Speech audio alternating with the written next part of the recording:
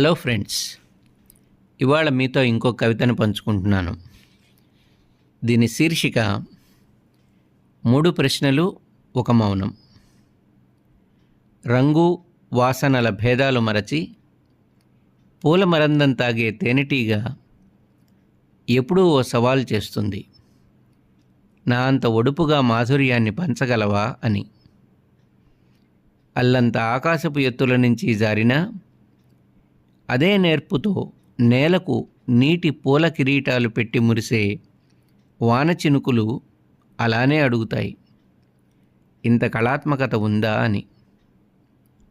ఎక్కడెక్కడో తిరుగాడి వచ్చిన హత్తుకు అలసట తీర్చే చిరుగాలి అంటుంది, అలవనంత ప్రేమ అందివ్వగలవా అని.